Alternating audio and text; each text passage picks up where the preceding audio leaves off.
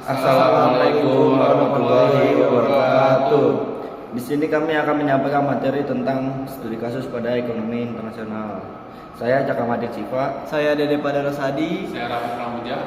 Berikut penjelasannya. Pendahuluannya, secara umum, perdagangan internasional merupakan sarana untuk melakukan pertukaran barang dan jasa internasional. Dalam 50 tahun terakhir, perdagangan internasional telah tumbuh dan berkembang secara drastis dan dalam ukuran yang besar. Hal ini disebabkan oleh adanya kerjasama yang dilakukan oleh berbagai negara untuk menghilangkan proteksi perdagangan dan adanya keinginan untuk mempromosikan perdagangan barang dan jasa secara bebas. Perdagangan internasional merupakan elemen paling penting dari proses globalisasi. Membuka perdagangan dengan berbagai negara di dunia akan memberikan keuntungan dan membawa pertumbuhan ekonomi dalam negeri, baik secara langsung berupa pengaruh yang ditimbulkan terhadap alokasi sumber daya dan efisiensi, maupun secara tidak langsung berupa naiknya tingkat investasi. Setiap bentuk hambatan dan proteksi merupakan sumber distorsi pada perdagangan internasional yang harus dihindari dan dihapuskan. Pada tahun 1995, terbentuk Organisasi Perdagangan Dunia atau disebut dengan WTO, World Trade Organization. WTO berperan besar dalam mempromosikan perdagangan bebas dalam proses globalisasi. Tujuan utama dari didirikannya WTO adalah untuk mendorong dan mengembangkan liberalisasi perdagangan dan menyediakan sebuah sistem perdagangan dunia yang aman. Di samping itu, WTO berperan besar dalam menjalankan setiap aturan yang telah ditetapkan dalam setiap perjanjian perdagangan dunia seperti Uruguay Round Second dan perjanjian pada GATT atau yang disebut dengan General Agreement on Tariffs and Trade. Salah satu konsekuensi dan lahirnya perjanjian dalam WTO adalah bahwa setiap negara yang ada di dunia akan berada dalam level dan tingkat yang sama. Dalam perdagangan internasional, keadaan ini menjadikan negara-negara yang sedang berkembang berada dalam skenario ekonomi global dan bersaing dengan negara-negara maju. Liberalisasi perdagangan merupakan tantangan bagi negara-negara miskin dan negara yang sedang berkembang untuk bisa mempertahankan ekonominya dan ikut dalam persamaan globalisasi menurut Rinaldi 2006. Selanjutnya ada definisi perdagangan internasional. Secara etimologis, perdagangan adalah segala bentuk kegiatan menjual dan membeli barang atau jasa di suatu tempat, yang di sana terjadi keseimbangan antara kurang permintaan dengan penawaran pada satu titik yang biasa dikenal dengan nama titik equilibrium. Sedangkan internasional berarti dunia yang luas dan global, bukan parsial ataupun satu kawasan tertentu.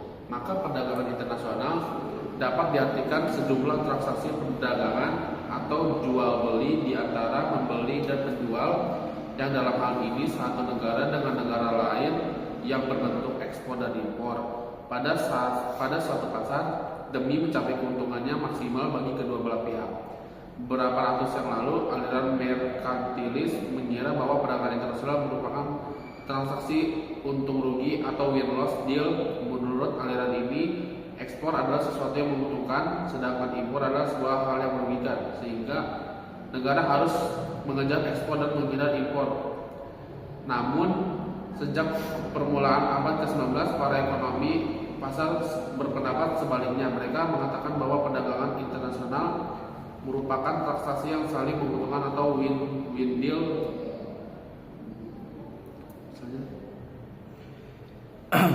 Problematika perdagangan internasional.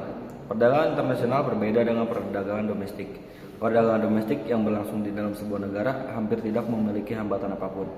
Hal itu berbeda dengan perdagangan internasional. Paling tidak ada dua hambatan besar yang menyebabkan perdagangan internasional tidak dapat berlangsung dengan lancar, yakni problematika proteksionisme induk ekonomi oleh negara maju melalui beberapa alatnya, embargo, tarif, kuota, dan masalah exchange rates. A. Proteksionisme. Dalam perdagangan internasional, proses pertukaran barang dan jasa akan melibatkan banyak negara. Masalah akan muncul apabila ada kepentingan kelompok domestik tertentu yang berkeberatan atas berlangsungnya perdagangan internasional tersebut.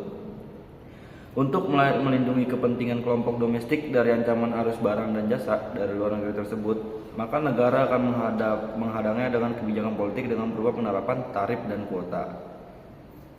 Yang kedua yaitu exchange rate. Exchange rate bisa dikenal dengan istilah kurs atau nilai tukar. Hampir semua negara di dunia memiliki mata uang nasional sendiri. Dari sinilah masalah kurs akan muncul. Sebagai contoh, Jepang mengekspor mobilnya ke Amerika. Pihak Amerika akan membayarnya dengan dolar Amerika, sedangkan pihak Jepang ingin dibayar dengan yen. Adanya perbedaan mata uang yang ada di berbagai negara itu membuat perdagangan internasional tidak dapat berlangsung dengan mudah. Globalisasi dan international trade. Isu-isu perdagangan global akhir-akhir ini semakin menonjol, terutama setelah konferensi WTO ketiga di Seattle tahun 1999.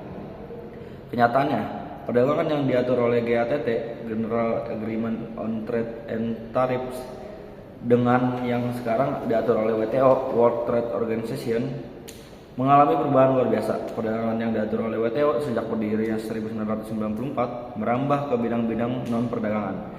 Ini dapat dilihat dari adanya TRIPS (Trade-Related Aspects of Intellectual Property Rights), TRIPS Trade-Related Investment Measure (AOA) Agreement on Agriculture, maupun new issues yang sejak konferensi WTO 1 di Singapura terus menerus coba dipaksakan oleh negara maju, yaitu government, procurement, belanja pemerintah, investasi, competition policy, kebijakan persaingan, lingkungan hidup, dan pemburuan. Dengan melebarnya lingkup kerja WTO ditambah dengan kekuatan legal binding dari agreement yang dihasilkannya, membuat WTO menjadi lembaga dunia yang sangat berkuasa. Para anggota WTO kini harus tunduk sepenuhnya pada agreement tersebut yang intinya membuat mereka harus meliberalisasikan perekonomiannya secara terjadwal, disiplin, mengikat, progresif, dan total. Baik, cukup sekian dari kami.